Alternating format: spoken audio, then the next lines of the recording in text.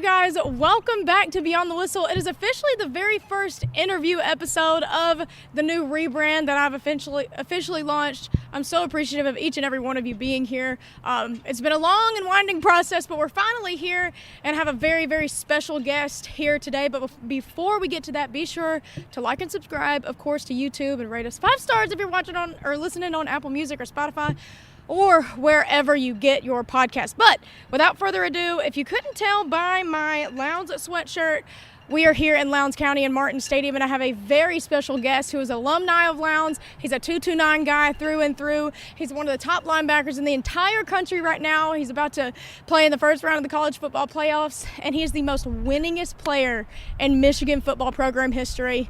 So without further ado, Michael Barrett, welcome to Beyond the Whistle. Thank you. Thank you for having me here. Thank you so much for being here. I am so excited that you are here.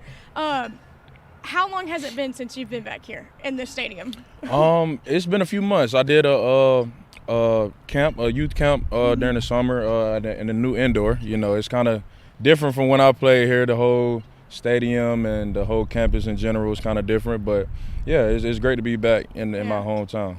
And how often do you get to come back here? Because Michigan's a pretty long drive. Yeah, not close at all. It's definitely not close. But, yeah, I get to come back probably 2 or 3 times a year. And, you know, I'll take as much time as I can whenever I'm down here to spend time with family, friends, and, you know, just be able to see anybody I can. You know, being back in this stadium, you're a 229 guy. You know, from what my research has shown me, you're the only guy from South Georgia on Michigan's team, right? We have some North Georgia guys, some guys from like Grayson, Marietta, things like that. But yeah, only South Georgia guy that's been up there for sure. How does it feel to be back in the warmth when it's literally Christmas Eve and it's like almost 70 degrees outside? It feels great. You know, whenever I'm talking from people from down here, they're like, man, it's getting cold. Like last night, everyone's like, man, it's cold out here. I'm like, y'all don't know the half. Like, it would literally be like 20 degrees right now where I'm from. So. How was your first, I guess, snow experience in Michigan? I bet it was such a culture shock. No, it's crazy because, like, I feel like I got jinxed because everybody, like, right before I went up there, everybody's like, yeah, like, you got to be able to handle the winter. You got to be able to, you know, get a coat, yada, yada. And I just knew somehow that my first winter there was going to be one of the worst winters in Michigan history. I just knew it was going to be like that. About right. Yeah, so I kind of got a quick intro to the winter. My first winter there, I think it ended up getting down to like negative 25, like wind chill. It was like the first time they had to cancel school since like 1970s. So yeah, that was kind of my wake. You brought the freeze. Is yeah, what happened. That really you brought the cold snow with me. I couldn't imagine. Oh man. Like I'm one of those people who's always cold. Right. And so the fact that you have to walk outside and there's like 10 inches of snow and you still have to go to practice or you still have to go to dude, that's freaking crazy to me. And like I went to school in Mississippi, and I mean it gets pretty cold in Mississippi, but obviously not snowing or anything. But it just gets like frostbite cold. Like, you know what I mean? Like that almost it's like very like ice, like uncomfortable, miserable cold. You know what I mean? It is a different kind of cold down south. I can say that. Like even though it's only like 30 or 40, it's more of a wet cold, so it hits you a little harder, to be honest. I feel like up north is like a dry cold. It gets cold, but I feel like it's kind of like 30s up here and 20s about the same thing. When we talk about South Georgia football, obviously you said you have some North Georgia guys up there at Michigan, and but I personally feel like nothing compares to South Georgia football, high school at least. A lot of people don't understand, especially if you're not from here, like how hard South Georgia goes when it comes to football, especially in Titletown with the Wintersville Classic and things like that, something you've had the experience of playing in. Talk to me, if you could explain South Georgia football, you know, to your buddies or in Michigan or anybody watching, how would you describe it, especially here at Lowndes? I mean, yeah, like I try to talk to guys like up north all the time up at Michigan, just about the difference from football, just it's really life down south. Like football is life. Like it goes. It's a part of the school, the culture. Like, it's like just people are tailgating. It's deeper. Yeah, it's deeper down south. Like you can see like the stands and the facility. They just built a new 100-yard indoor that's about the same size as the one we have in Michigan. So like you really just don't see that kind of things at the high school level really too much other places other than down south.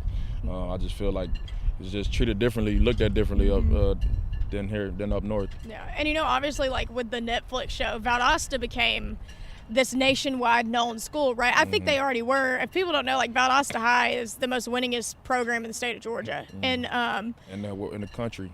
In the country, yeah, that's right. And Lowndes is in the same town as Valdosta. For people who aren't from South Georgia, Lowndes and Valdosta are crosstown rivalries and like hate each other. It's so it's often compared to down here like somewhat of the Iron Bowl and even close to Michigan and Ohio State, which you've kind of experienced both Wintersville and that obviously Michigan-Ohio State, the rivalry runs deeper and the hatred is deeper. But you were used to, your fair share of rivalries here. What was your favorite memory from the Wintersville Classic here? Ooh, my favorite memory, I would say I got to throw it back to my sophomore year. I got a kick return that I took, it was kind of like a bounce, and I ended up getting the ball and scoring. I think that was one of my first big plays, honestly, of my career here. I returned a kick there. I got a pick that game. We ended up losing that game, and they ended up going on to win state that year. That was definitely one of my favorite memories. Just the roar of the crowd as I came through, and just everybody. I remember all the people in the end zone dapping me up and stuff. And I always remember that. Yeah, that's right. Did you win a state championship? No, I didn't. We should have, but we never won. See, when I look over here at the state championship, I know. Like, it says the last one was 2007, and I could have sworn Lowndes won a state championship when I was in high school.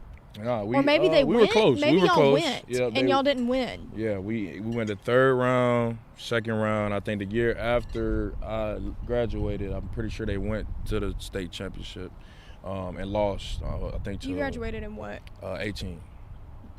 I graduated in 18. I didn't realize we were the same age. Yeah, me either. How old are you? 24. I just turned 24 on the 14th. I'm about to turn 24 too. I didn't realize we were the same age. I thought you were a year or two older than me. Nah. I just turned. I guess 24. it's because you're still playing. Right. That's probably why. Is because I feel like I don't know why I thought you were younger than me when you've been there. What, 6 years now? Number 6. Yep. That's crazy. The year 6. But clearly, it shows how much you love Michigan. But you know what? Let's go ahead and just get the playoff game out of the way. Obviously, here at Beyond the Whistle, we'll talk about football, but I like to focus on more of who you guys are. So let's go ahead and talk about big game. You guys the elephant in the room. The elephant in the room, I guess. But first off, y'all are number 1. How's it feel? Feels great, man. Feels great to be at the top. Just kind of. I remember being in this stadium, man, watching all the number 1 teams play, and just being able to finally say, like, that's me. It feels great. Yeah, and we all saw the reaction video of you guys when it showed up that you guys will be playing Alabama. Y'all look pretty discouraged. What was the reasoning behind that? I assume y'all were hoping for Florida State.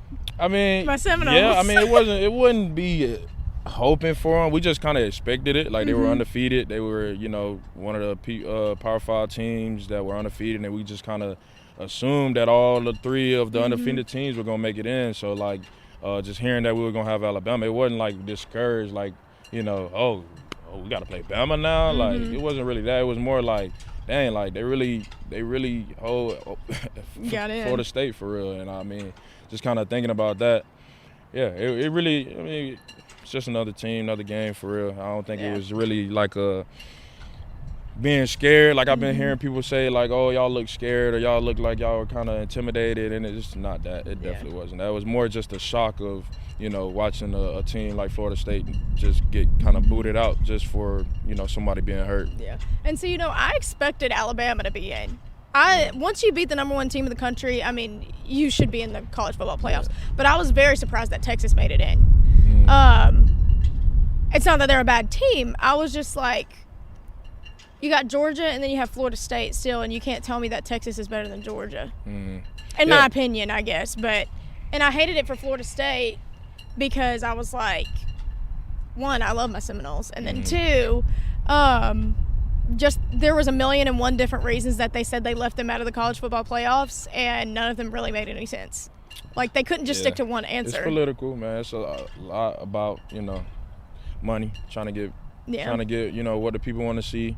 I feel like that's kind of was the ultimate decision-making, point. But, I feel bad for all those guys over there, the nose, that got kind of left out of the conversation, the CFP conversation. But on to the next, got Alabama coming up.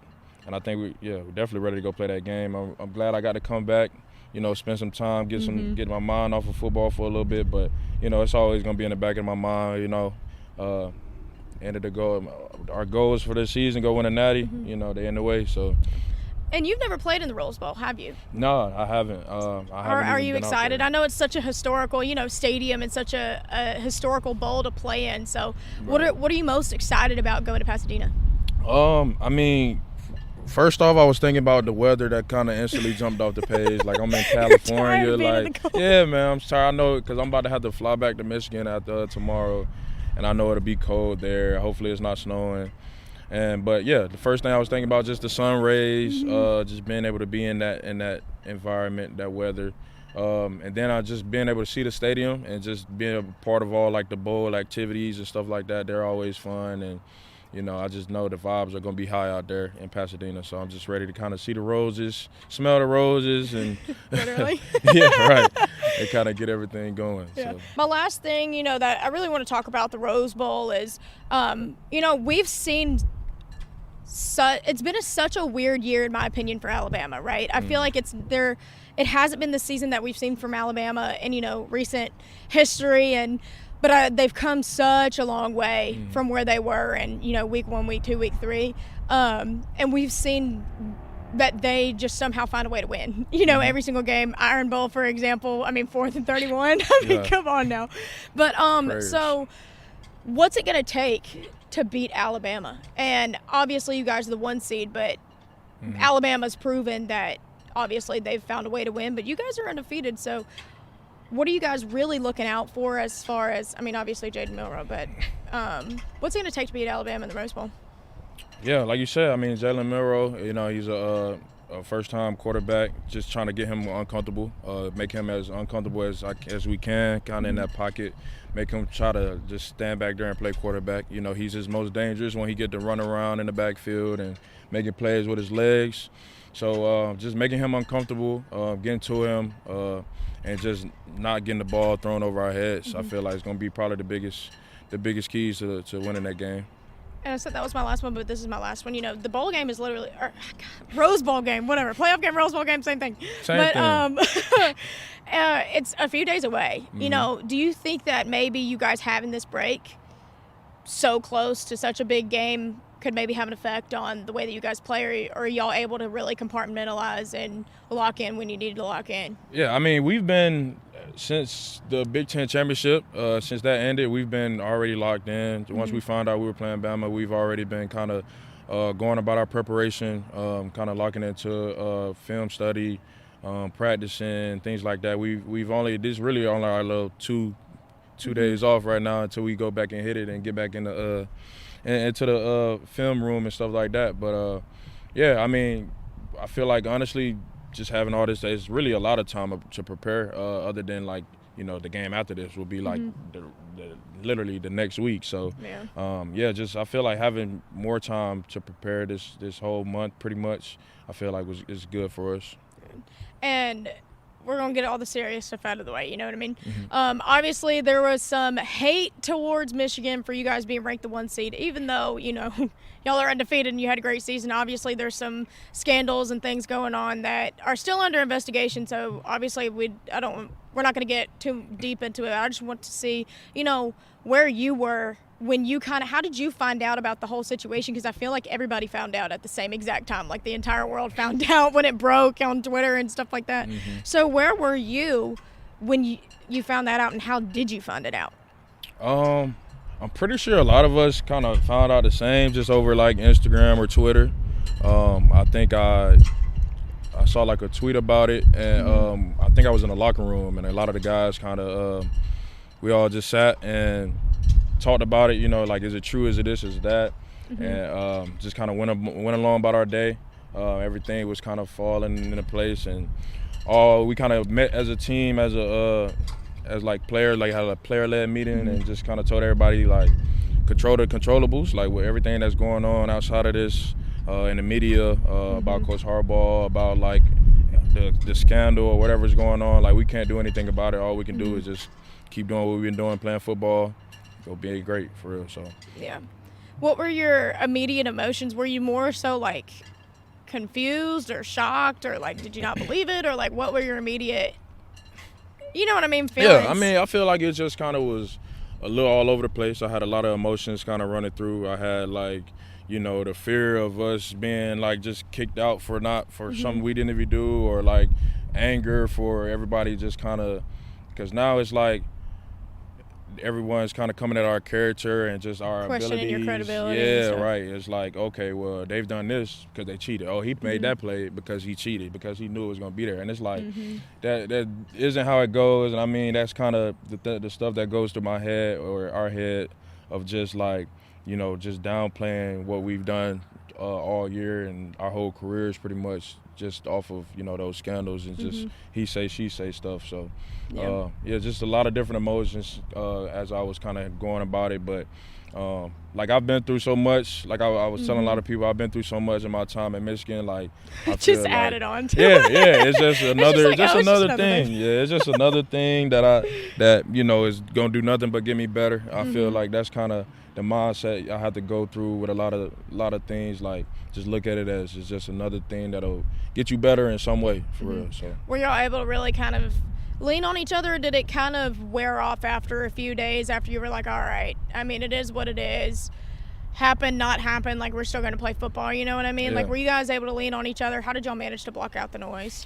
Yeah, for real. I feel like, because then we brought out like the Michigan versus everybody like logo thing, and it's kind of stuck with us as like just bringing that family mentality into the room, into the building, and just kind of saying like, it's us versus everybody. Like, everybody's gonna say what they want to say. They're gonna do what they want to do, and all we have is us, and that's pretty much all we need, for real. So just us. I feel like everything that's been going on this whole season, like with everything, has only brought us closer together as a team, as brothers, and I feel like it's helped us play better. So just bring on the hate. That's why I said, man, it feels good to be the villain sometimes. I was just about to ask you about that. I was just about to ask you about that. I think it was the Ohio State game when you said it feels good to be a villain, and people blew up on that one. God, gosh. I was like, yo, what? Yeah. And more so it was Ohio State people hating on you. How does it feel to be hated by so many people just because of where you go to school? Because I think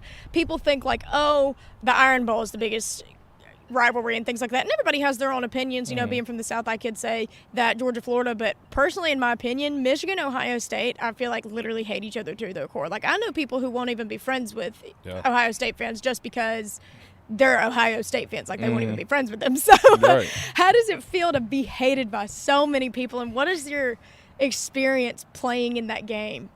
I mean, just all the hate that you get, I feel like I tell a lot of people, you can either let it break you, or you can let it fuel you. And I just kind of just embrace it, like, especially when we play at their house and it was kind of their stadium on their grounds. And that's why I said it felt like walking through Gotham City as the Joker, for real, when everybody's just booing you and like this, you're that, and like they can't do anything but sit and watch me work, so just embracing that hate, just embracing it. I've compared it to like the Lowndes and Viking rivalry. I feel like they kind of run together, like just the hate between the teams and just like how far back it goes, and just the winningest of college and the winningest of high school. I feel like they relate a lot, just the fans and the experience of it. I feel like it relates or correlates closely together. Do you remember your first Michigan-Ohio State game? At least like your first one that you played in? Yeah. How nervous were you going into that game? I feel like you don't get nervous, but I don't know. A game like that. Yeah, no. I mean, I honestly feel like the Wintersville Classic kind of prepared me for Mm-hmm. those moments. I feel like, just the intensity of the crowd on those kind of games, I feel like it's hard to compare for real. Like I said, like football is just looked at differently down south, so like the fans are into it more. Like they kind of know what's going on a little more and kind of cheer a little harder, stand up, and just a little more. And I feel like just that game of Ohio State and Michigan, I feel like they're real similar. A little sense of a little sense of home. For sure. A little sense of home all the way up all there. All it's missing is a little black and gold, man. But. Yeah.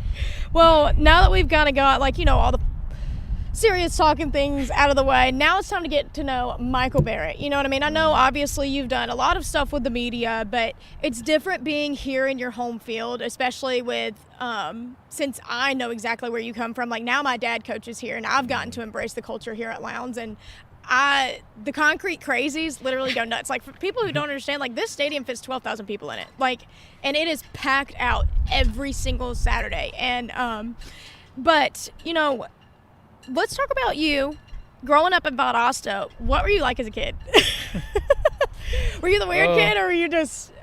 I mean, it depends. It depends on kind of who you were. I feel like I kind of, if I got comfortable enough with you, like you saw like the goofy, crazy side of Mike. But like if you just kind of looking at it from the outside in, like you would just think I was probably one of the most quiet like people you ever seen. So it just kind of depends. I feel like I just was the guy that was kind of always around people. People always kind of just wanted to be around me. I feel like I was kind of the jokester maybe of the one of them. I would say I got a lot of friends. I always surround myself with funny people. So I would just say jokester, laid back.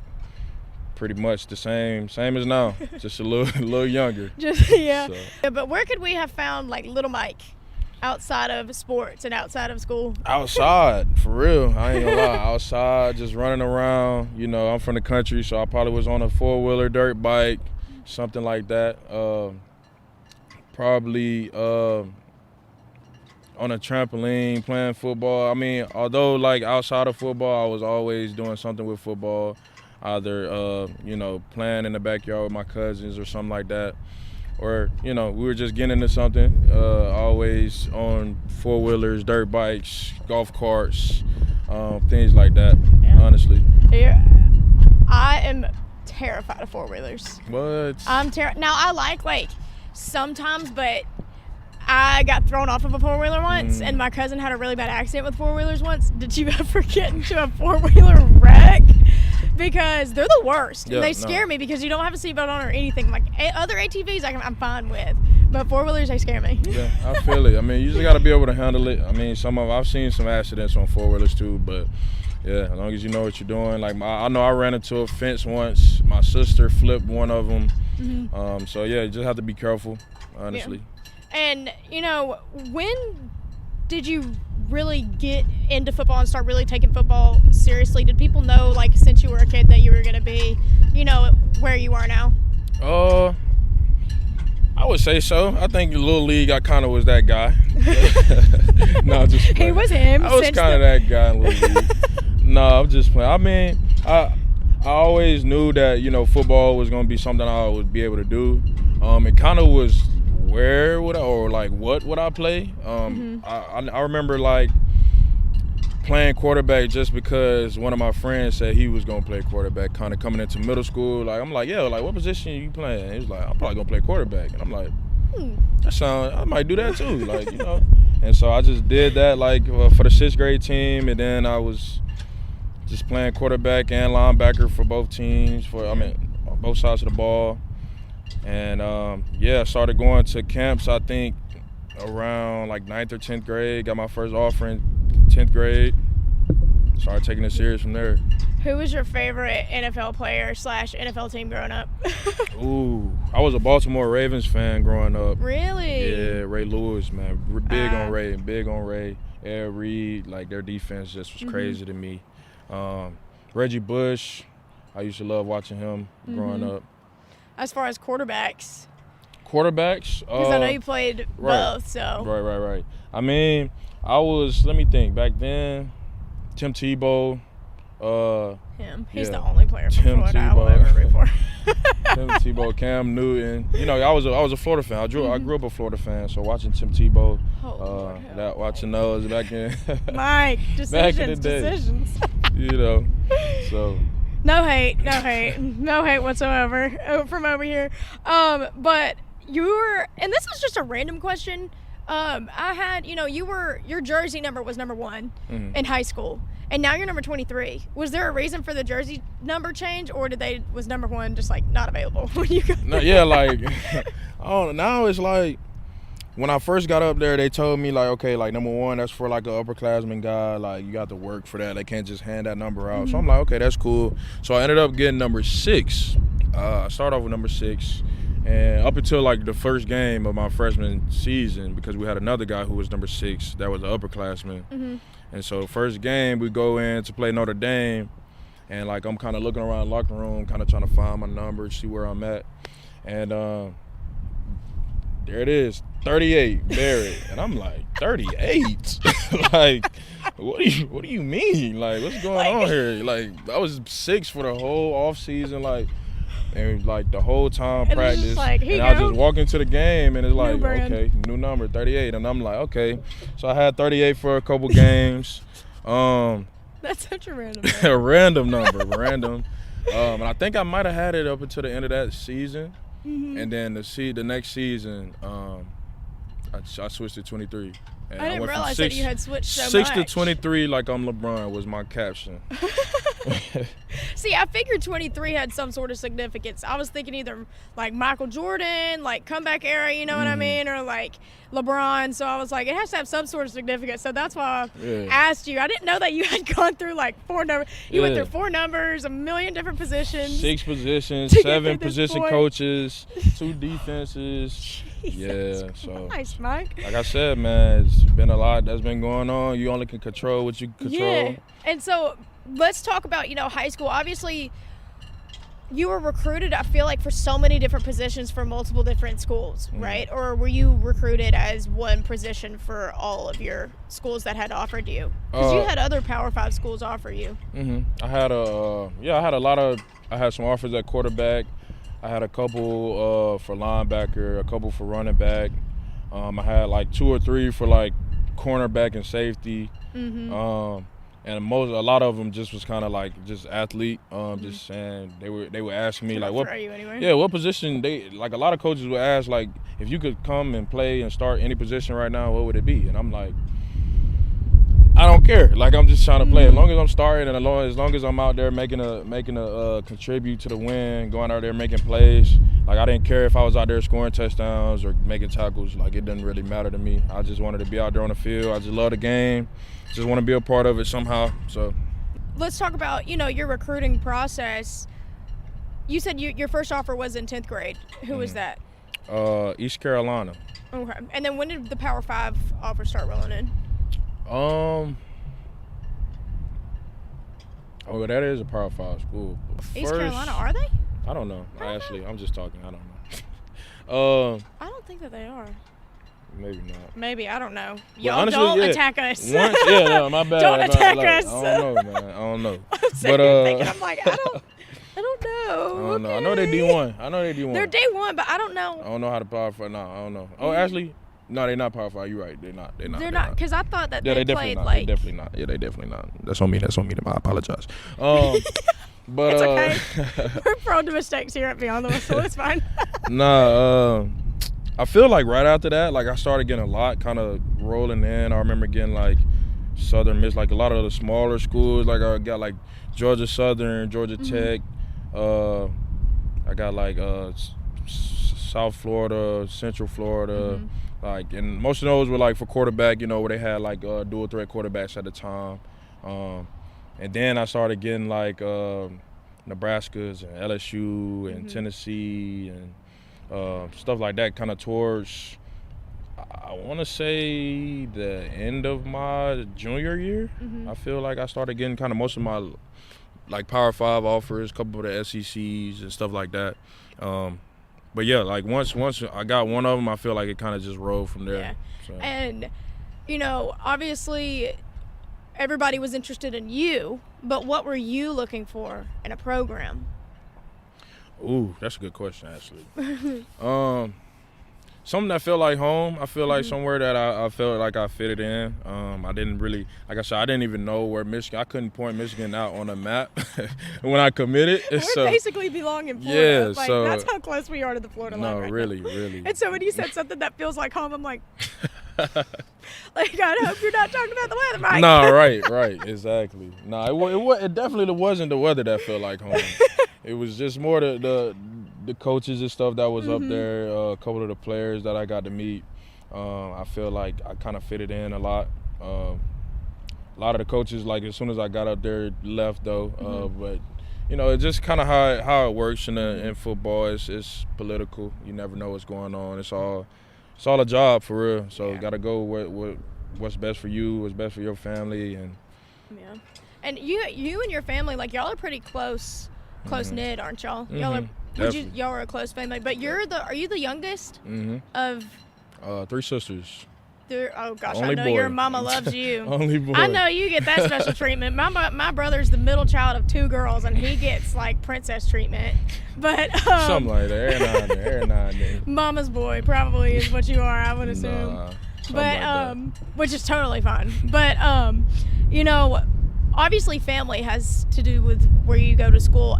In a sense, I know that your family, they would say, obviously wherever you want to go, you go. But what was their reaction to you wanting to go all the way to Michigan? My mom told me she cried after I called her and told her that because I think I was at school. I was at school when I called the guy, my coach from Michigan, and I'm like, yeah, I'm gonna commit. I'm gonna go to commit. I think I'm ready. And then I called my mom right after, and she said like, she just was in shock when I called her and told her that because it was either Michigan or Georgia Tech. And so she was thinking like he either gonna be kind of close or far away. Or like across the country. Yeah, right. And so she just kind of said she was shocked at the moment when I told her. And, just like you said, like having a family that's so close, everybody grew up like literally in the same neighborhood. Like my cousins stayed like 2 houses down from me and right across the street. So just kind of going from, being that close family to moving so far, I feel like that was kind of a big transition at first, but now they're up there about every other weekend as a big group. So it kind of, that's their second home. Yeah, I bet it's so much fun, having your family that's up. Because I was just about to ask you, like how often do you get to see them? I know during football season you get to see them quite a bit just because they're up there for all of your games. But in the off season and stuff, how is it then? Do you get to come home more? But I know you guys are still, obviously you got class and you got workouts and you got everything else. So do y'all see each other as much in the off season? No, not as much during the off season. We will have like more breaks to where I could come for like a weekend or something like that. But during the off season, like we'll have more free time from football, but we'll still be in classes and stuff like that. So that's kind of where the scheduling kind of gets jammed up. But I mean, kind of during the summer, I feel like we get like a month to.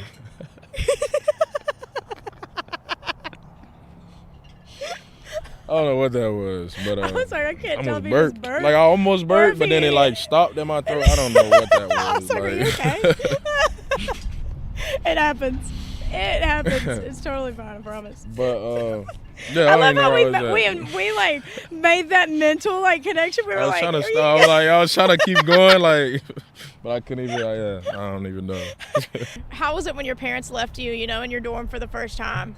How was that? Were you nervous going so far away? First off, let's put it that way. Yeah, I mean, I didn't know what to expect, to be honest. It was kind of new for me. I feel like that's kind of what drew me there too. Was just like something different. Right, just being away from home, away from the norm. I would say I feel like a lot of people who kind of came out of here went to like Florida State, went to like Georgia, kind of stayed close to home, and just being away, seeing new things, being somewhere different. I feel like just going up there with a clear mind, not knowing what to expect. It was kind of nervous, but like I stayed with my roommate Ronnie Bell, he Mm-hmm. was a receiver. So like kind of everybody who I was with was like on the football team. So I kind of got that close knit with those guys early on. Mm-hmm. And I feel like that kind of helped a lot with just not being with family, just kind of having some other people there, friends and stuff. Yeah. Who was like your? I mean, I feel like the answer to this is your first roommate, but who was like your first like true friend in Michigan? Yeah, I would have to say my roommate Ronnie. Let me think, Ronnie or probably have to be Ronnie Bell. Yep, he was my roommate when we first got up there. He was a game freak though. He always was just on the game. We would go out and but when I first got up to Michigan, I was a receiver, and so we both were receivers. We would go and catch balls and stuff like that at the facility. And yeah, we would just always be on Fortnite together and just always having a good time. So. Are you more of a staying in, playing the game type of person, or do you like to go out, hang out with people, or like, you know what I mean, just go out and chill? I wouldn't say party guy, yeah, but I feel like I'm a little both. I feel like I can be social, but my social meter drains kind of fast. So, literally me. I'm the queen of the Irish accent. Yeah, I'm like, yeah. all right, time to go, and I will not say bye to anybody. Yeah, like I'll my just face will leave. give it away too. Like once I'm done with it, like it's like, all right. Once I stop talking. Yeah, once I'm kind of just looking around, like, all right, I'm ready to get out of here. And I dip. Yeah, I'm like, all right, I will not say bye to anybody. Let's go. Yeah. Like, I'm such a social person, but once that battery drains, I'm like, okay, see y'all. Yeah, and then like, everybody's like, where did you go? I'm like, I'm home. I've done had a shower and I'm in bed. Like, I'm where are gonna y'all? make it be known, like, yeah, man, I'm done with this. Let's go. I'm ready to go lay down, play the game, go do something else. Like, What was like the biggest culture shock, I guess, when you got to Michigan? I feel like the weather probably the thing, but I feel like up there and down here there's so many things that make it different aside from the weather. So what was like the biggest culture change or shock that you witnessed? I would say just all the different cultures I got to see, all the different people I got to see on a daily, all the connections I was able to make, and just people who aren't like me or aren't who I'm from, like being able to network in that way. I feel like that kind of was the biggest thing. Other than the weather, that's kind of was the first thing to pop up. I mean, I don't think you can talk about a culture change without talking about the weather, but I feel like the weather kind of brings a different culture too, if that makes sense. Like, yeah, obviously a lot of Michigan fans are going to watch this and they're probably like, what do you mean like a culture shock? Like, no, you guys, like, South Georgia is not Atlanta. Atlanta gets, I mean, decently cold compared to where you live in Michigan, but like we're in Valdosta right now and we are literally at pretty much the border of Florida. I think it's like an hour to get to the Florida line. And so like not even 15 minutes. Yeah, not even. 15 And so minutes. we are literally in Florida. Florida might as well claim us. No, So literally, on the border. when we say, like, it's literally December 24th, and it's probably, 75 degrees outside? Yeah, it feels it's great, sunny man. and It 75. feels Like, great. we could probably I got go. this little flannel, man. I really don't have too much like warm weather clothes. It's So like whenever never I come warm. back home, so whenever I come home, like everybody like, yeah, why you got that hoodie on? Why you got those sweats? I'm like, That's all I that's have. all I got. Like unless I come out here with like some gym shorts. But Were you even prepared for the cold weather as far as, like, clothing, like, when you no, got there? Not at all. I mean, I remember people telling me like, Bundle up. yeah, I remember people were telling me like, yeah, like you got to get a coat, like. And we're I'm like, thinking, like, yeah, oh, I got like a jackets. North Yeah, I Face got a lot of jacket. jackets. Like, I got a hoodies. I got. They like, no, you got to get like a winter coat. And so I didn't have a winter coat my first winter See, there. I would be thinking, like, North Face, like, bubble coat, like, something that No. we consider warm Right. jackets. But no, they're talking about, like, parkas. Yeah, like and, the like, huge, like not ski for stuff, looks, not like- for looks, just for warmth. Like it don't matter what color it is, don't matter. Yeah, it's like you about to go skiing down Mount Everest. About You to know hit what I the mean? slopes. Really? No. What's crazy? Craziest thing I probably seen. I just thought about it. I saw people walking to class with skis on, like with skis, What? because it was like when the snow gets too thick, like Mm-hmm. it's really terrible kind of walking through it. But yeah, I saw people Oh, walking my with gosh.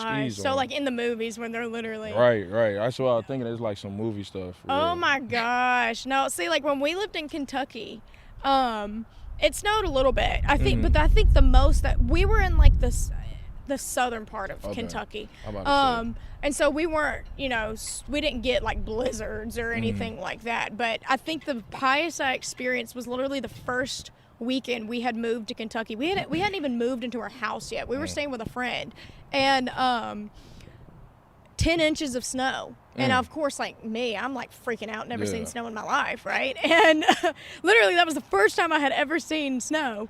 And I had no cold clothes. Like, I thought I had cold clothes. Like, I had my Ugg boots, but, like, snow seeps through the Ugg boots and it gets wet, and then you get even colder, and then it's just not, it's not suitable. So, like, I was just curious. I was like, did you actually have Michigan clothes? Like, have you experienced somewhat of, like, a blizzard type of thing yet?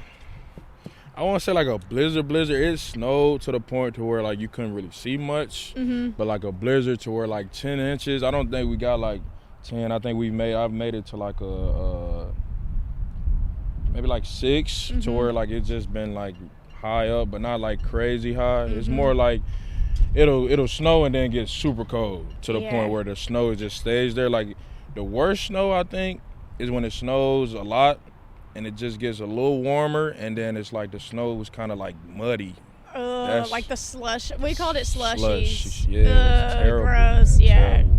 That's, and see, like, I would like to live somewhere with the snow, but, like, then I have to realize, like, oh, like, you can't start your car because it's so cold. That's what I try to tell people. Has your car broken down yet? Too many times. My tires going flat because it's too cold. My car went crank.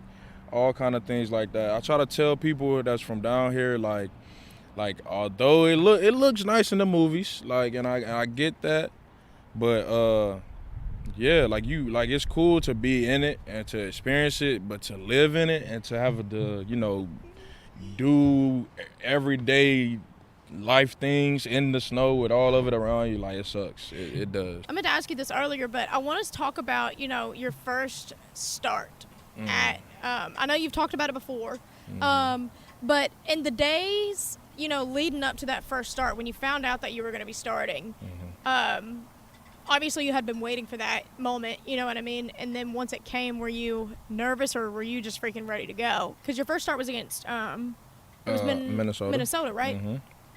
Yeah, I was ready to go. Like, I felt like I had waited 2 years under Khalid Hudson. He was the older guy in at my position. I had been waiting, learning under him, just kind of waiting for my opportunity. I kind of was just real eager, just kind of hoping I get one of those like crazy plays that go on like ESPN or something like that.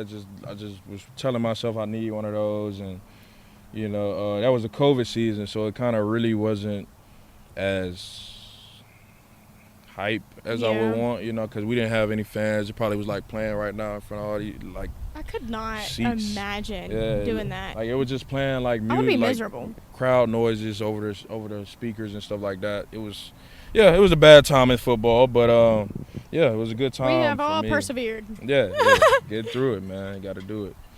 But and then you had was a crazy game. Humongous play that game, though, didn't you? That's probably one of my best games in my career at Michigan. Was it you forced a fumble or did you get a pick six? I got a forced fumble sack. That we ended up scooping and scoring, going to the house. Yeah, and I know too down here, like in South Georgia, everybody's so proud of you, for going and making a name of yourself, especially after all the adversity you had to go through. I mean, like you said, you went through so many different position changes. I know that, you've talked in depth about those in other places, you know what I mean? So I don't want you to, like, beat a dead horse, or you know what I mean, or, like, continue repeating yourself. But, let's talk about behind the scenes of all the position changes. And you stayed constantly when there was so much change going on. What made you stay and realize that, okay, if I stick it out, something's going to be great, other than like hitting the portal? Yeah, I mean, I've just never really been a quitter for real. Like, I've never been a type to quit whenever like I'm down or whenever stuff's not going my way. I always kind of look at things with like a positive outlook of whatever's kind of going on. I feel like that's kind of what helped me to kind of persevere through all of that. I just was kind of looking at all the position changes as like, it's just gonna get me better at something, like when I was a running back, I'm like, it'll get me faster or to get me better at, you know, handling the ball when I was a quarterback, like get me better at reading defenses. Now I'm on defense, get me better at, like, you know, reading offenses and just being a better athlete, just helping me to be better in some kind of way. And I just kind of stuck through that and kind of kept grinding through that.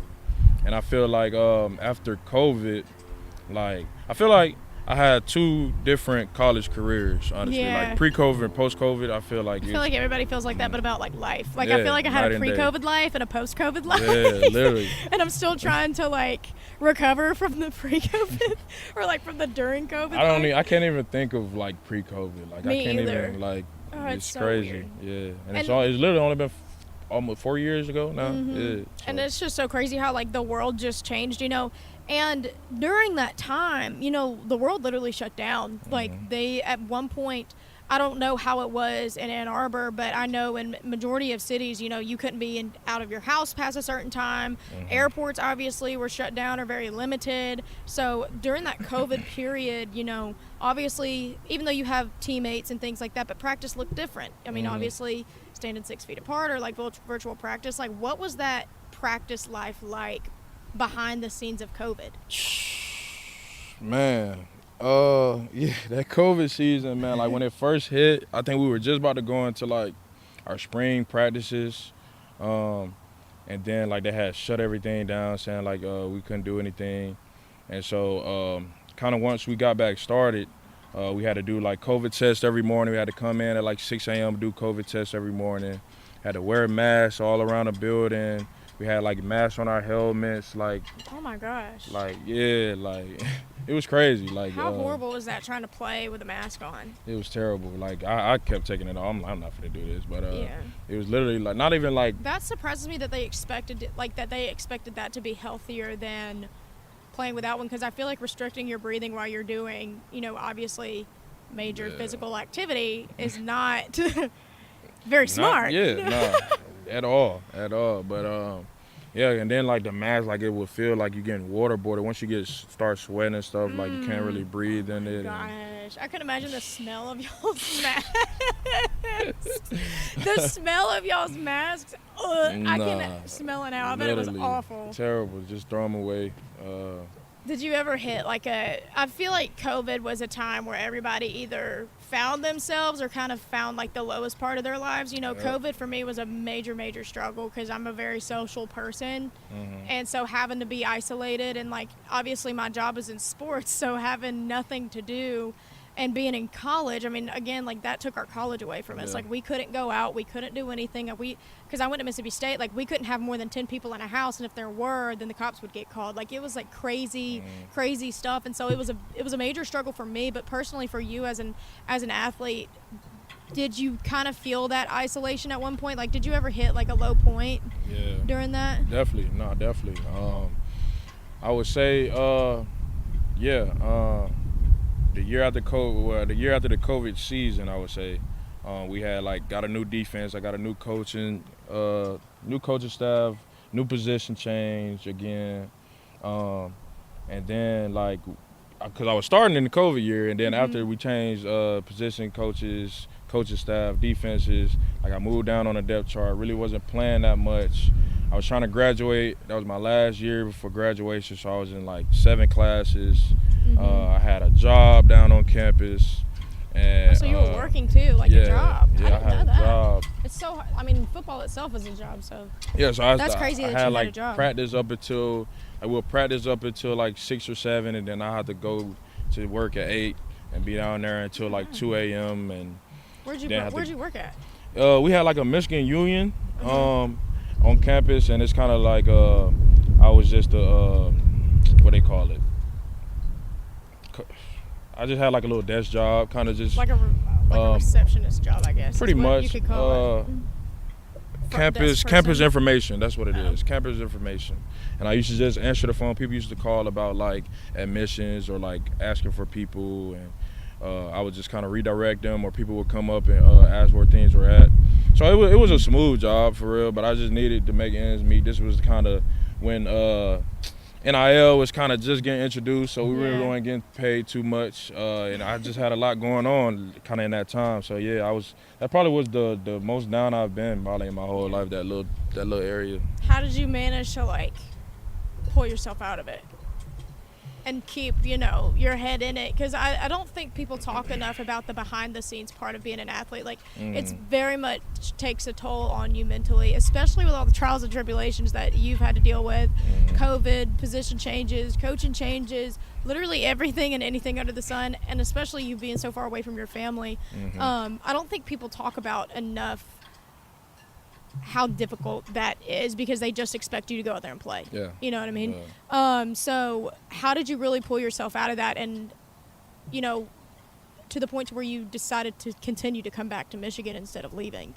Yeah, I mean, just surrounding myself with like positive people who always kind of like uplifting me, kind of pushing me to keep going. I feel like that kind of was, you know, the biggest thing for me, just surrounding myself with people who are like-minded and people who, you know, always going to encourage me to be my best self at whatever I'm doing, or, you know, stuff like that. I mean, I feel like just surrounding myself, having teammates kind of helped people. You know, it's easier to go through stuff when you go through stuff with somebody else, you know. So, like, surrounding myself with people that kind of are in the same kind of predicament I was in, and we kind of grinded through it together. Yeah. And you are now the most winningest player in Michigan football program history. Do you think that'll ever, like, sink in? That Probably, you're the most maybe, winningest in history. Maybe after I leave. Right now, I just kind of feel like an old man when I hear that. But no, it is a crazy accomplishment, man. I like hearing about it and thinking about it. Just all the players that done came through Michigan and all the wins that they had. Like, they're the winningest team in the country. So like to be able to say I'm the winningest, like, it's a crazy accomplishment for real. So it's dope. I mean, it's just, I don't think I'd ever be able to wrap my mind around, like, you have the most wins in program history, which is, you know, I mean, that's just literally crazy, and it's been such a crazy journey and ride for you at Michigan. What does that fan base mean to you? You know, they're freaking ride or die for their Definitely. Wolverines, man. No, the support, man, from all of the Wolverine Nation. No, it's definitely, I feel like, kept us going kind of as a team. All the people who's kind of, I've seen, like, it's a lot of little fans I've seen, like, that's been there for my freshman year that I've still kind of keep in contact with, or I'll see them every game, and we'll speak to each other. But yeah, man, like, they're ride or die for sure. They're always gonna have our backs.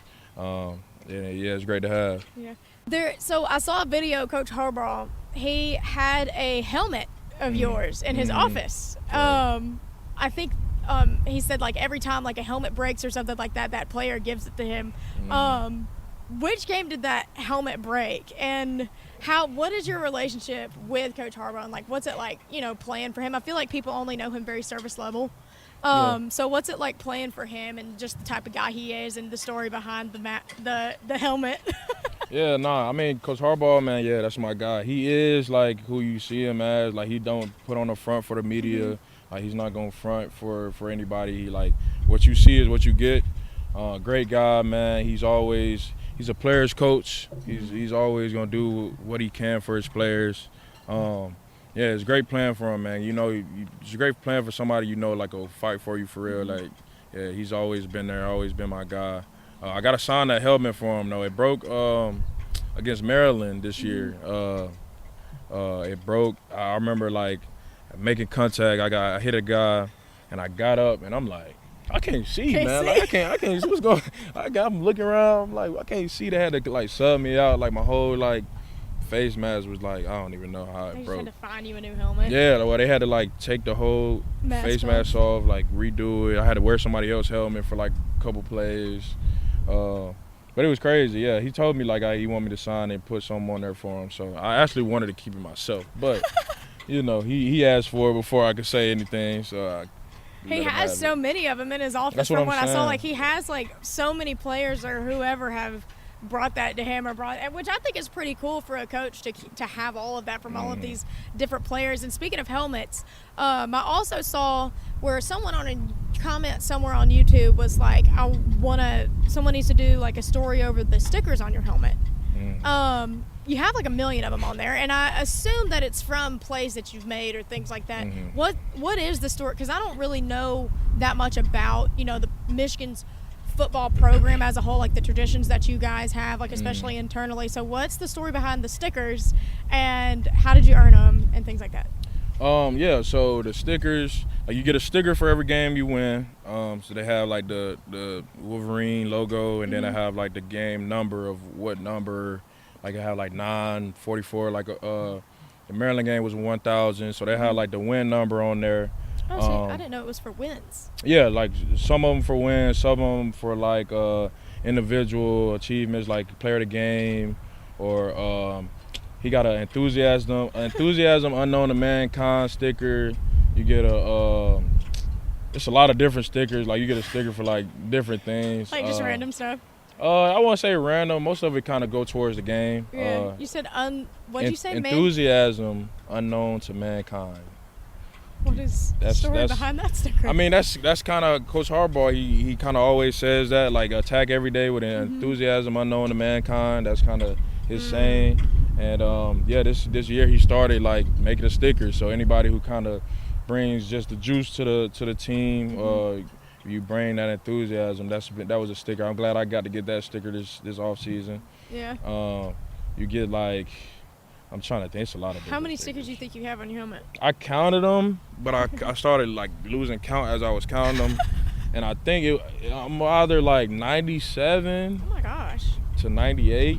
Which one's your favorite sticker memory that you think you can count? Because are they just from this season, or are they from past seasons? Yeah, like it used to be. Does it start over every season? Yeah, it used to start over every season, and you had to like earn it for like accolades, like accomplishments. But now they kind of got them to where it's kind of just an overall picture of your time at Michigan for real. So it's like almost like a mural kind of. Right. So you get all your wins, you get all your like MVP stickers on there. It kind of just show you like, okay, well, this is the game, like Ohio State game. This is that game. This is, and it kind of like a little moral, so you can hang it up after the season. I really love that he does that. He kind of brought like all of the old players or one of the old coaches or something, and they'll have like a helmet for them to take home and stuff. So yeah, I think it's real nice that he does that.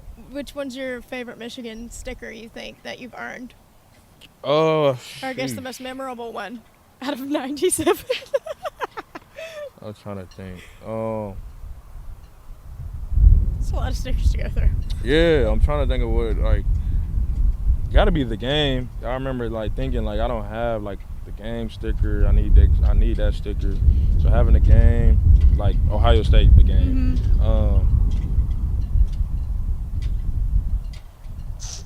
I don't know. We'll come back. I don't know. I have to take a look at them. We'll have to have a part 2 of the podcast next time you're in town.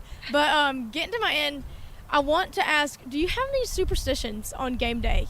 Like, or little traditions that you do yourself? Like, do you wear like the same socks, or do you wear, or like, you know what I mean? Like something you do the same on game day? I mean, I'm trying to think of what I wear the same. I would say I don't think I wear anything the same. I like to change like my look up a little bit, but like in terms of things that I do, like I won't get taped until like I'm about to go out there.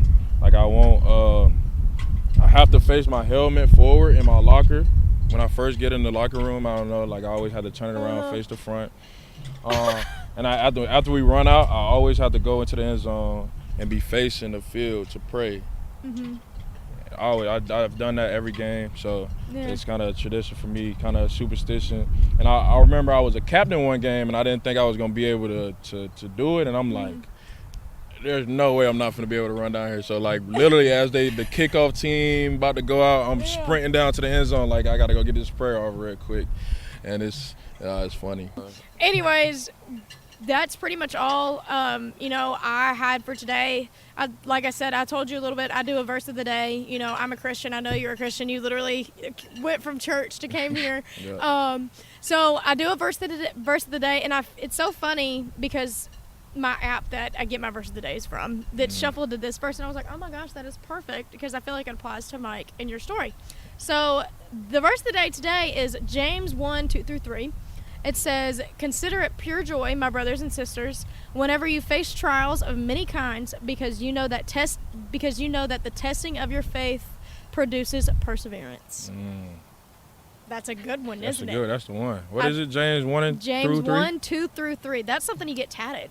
No, really. That's a tattoo-worthy Bible verse. You need to like frame that one, because I feel like that is like the epitome, and I feel like it's not like the most famous verse in the world, you know what I mean? But I think it means a lot, and we've kind of talked about it throughout here, but reflecting on your time, you know, when did you have to turn to your faith to produce the perseverance, you know what I mean? Like, did you have that super strong relationship with Christ going into college?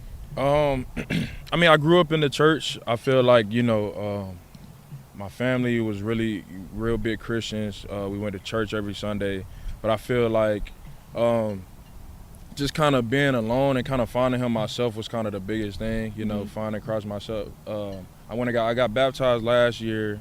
Congratulations! Thank you.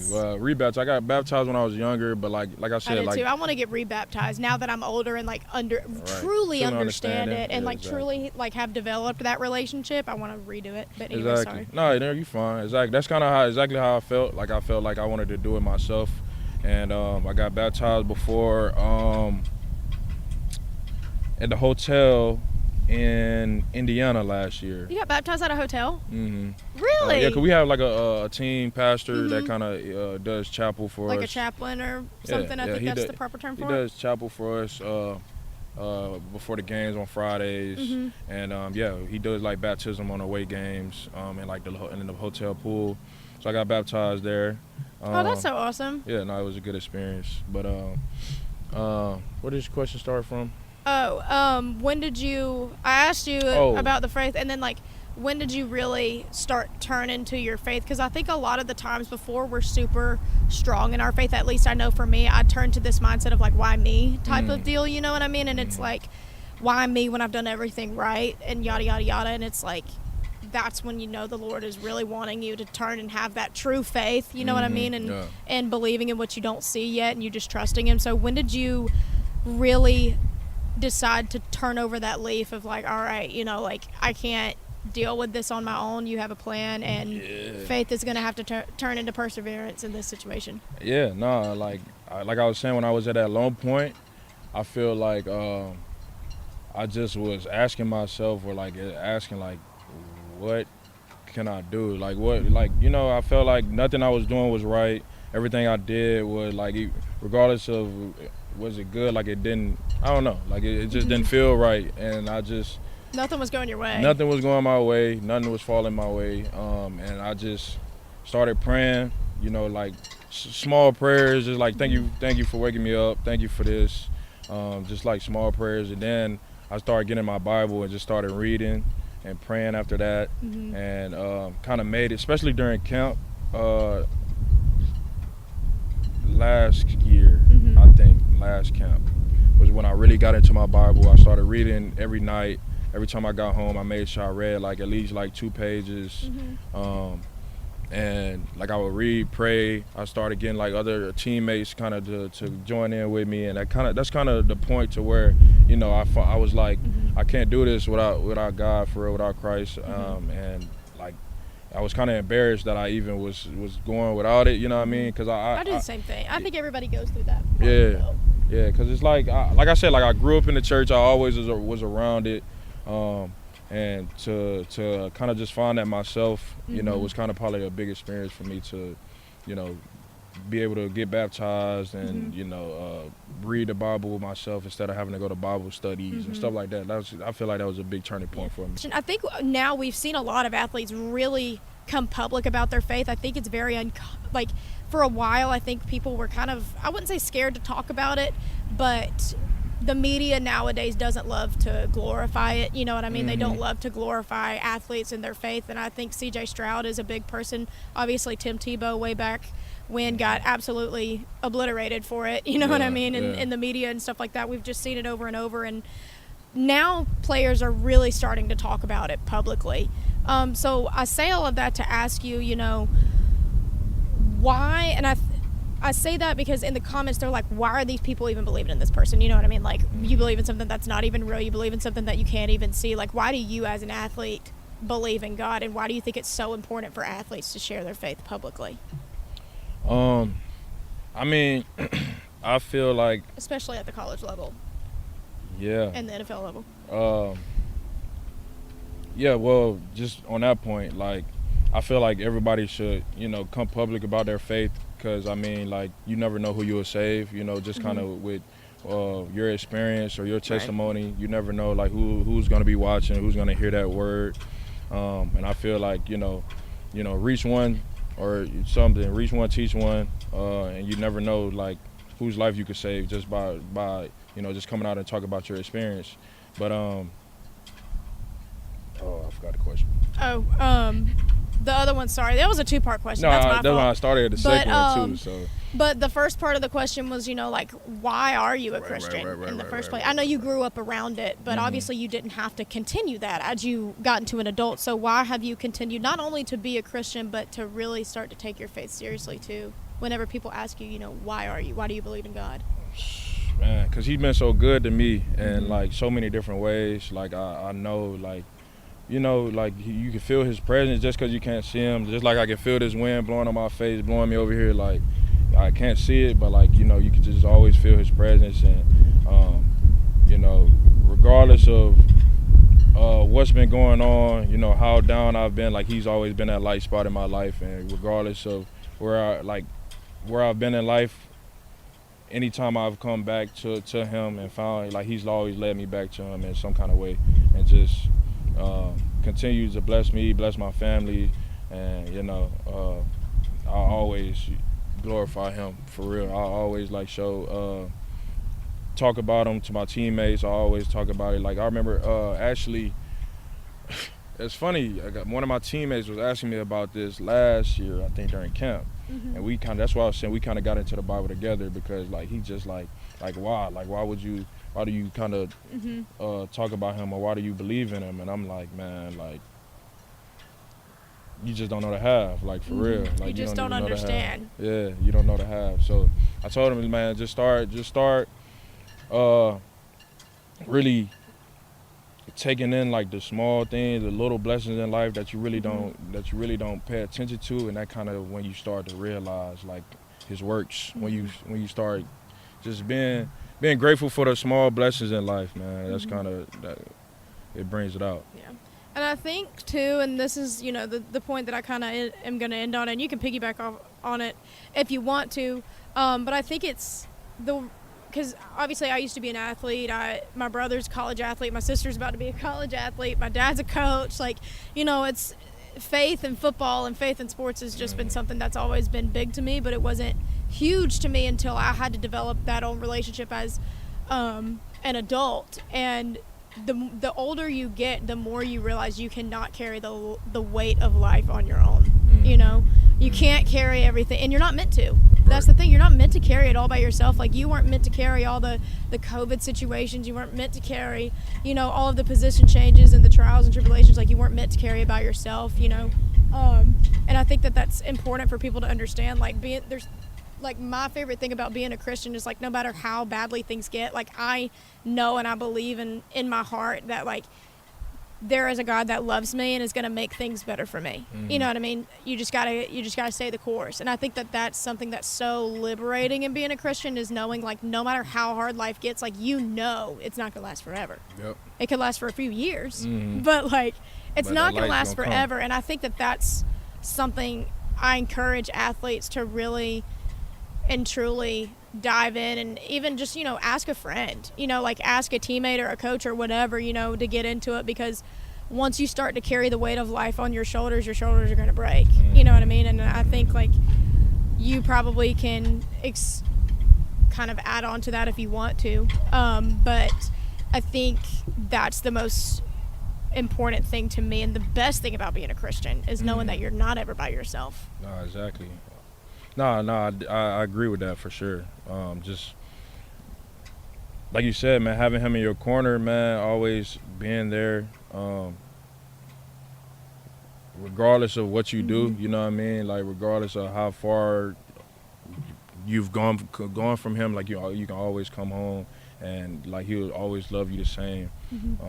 Yeah, just that faith, just having faith in him at all times, like, faith that it's not going to last forever. Like, there's always going to be light at the end of the tunnel, for sure. Well, is there anything else that you have to say? I know we were here. We got off topic a few times, but hey, I had fun. Yeah, no, it was good. I feel like that was a good one. I hope everybody enjoyed it. I appreciate you bringing me on here. But of course, I appreciate you for coming out and taking away, you know, the time for your family, and especially on Christmas Eve and things like that. They about to jump you, actually. Not just playing. Really? I mean, I wouldn't be surprised. But anyways, you know, Mike, thank you so much for being here. You guys, y'all be sure to give Mike a follow, all of his socials, and keep up with him. And of course, you know, let him know that you watched this interview here at Beyond the Whistle. And I just appreciate you for being here, Mike. Thank you. Good luck against Alabama. We're rooting for you. I know everyone in South Georgia's rooting for you. But you guys, again, don't forget, like, subscribe, leave a comment, you know, your favorite part of the interview, whatever. But anyways, Mike, I appreciate you, man. It was so good to see you. Of course, we'll see you next time. We'll have to do a part 2. Definitely have to run it back. Back. But make sure y'all go like and subscribe, for sure. Yeah, what Mike said. What I said. We'll see y'all. Bye, guys. All right.